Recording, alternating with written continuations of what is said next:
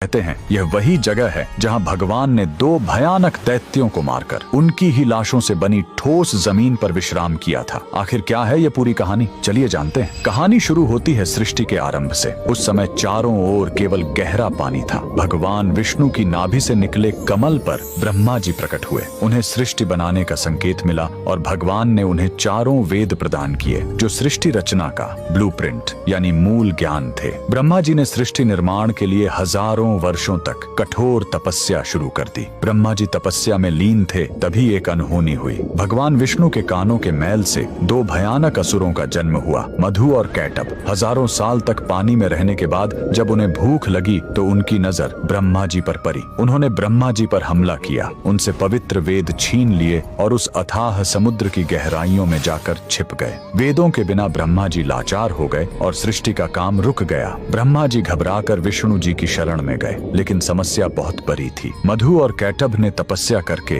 देवी महाशक्ति से इच्छा मृत्यु का वरदान पा लिया था, यानी वे अपनी मर्जी के बिना मर नहीं सकते थे। तब वेदों को वापस लाने के लिए विष्णु जी ने हयग्रीव अवतार लिया। उन्होंने घोड़े का सिर इसलिए चुना ताकि उसकी तीक्ष्ण बुद्धि और सूंघने की शक्ति से वे समुद्र के उस घने अंधेरे में भी वेदों को खोज सके। भगवान हयग्रीव पानी के भीतर गए और असुरों से हजारों साल तक युद्ध किया, लेकिन वरदान के कारण वे मर ही नहीं रहे थे। अंत में भगवान ने अपनी माया से उन्हें मोहित किया और पूछा कि तुम्हारी मृत्यु कैसे होगी। असुरों ने अहंकार में शर्त रखी, हमें वहां मारो जहां पानी न हो, एकदम सूखी जगह। पूरी दुनिया में तो पानी ही पानी था। तब भगवान ने अपना विराट रूप धारण किया, अपनी विशाल जांघों को पानी से ऊपर उठाया और कहा, मेरी जांघें सूखी हैं, और वहीं उन दोनों का वध कर दिया। मरने के बाद उन विशालकाय दैत्यों के शरीर से जो भारी मेद यानी चर्बी निकली वो जम गई और उसी से यह ठोस धरती बनी। इसीलिए पृथ्वी को मेदिनी कहते हैं। युद्ध के बाद थके हुए भगवान हयग्रीव ने इसी नई बनी जमीन पर असम के मणिकूट पर्वत पर विश्राम किया। उन्होंने वेद ब्रह्मा जी को लौटाए और ज्ञान की पुनः स्थापना की। इसीलिए हयग्रीव भगवान को आज भी बुद्धि और तर्क का देवता माना जाता है। कमेंट में जय श्री हरि जरूर लिखें।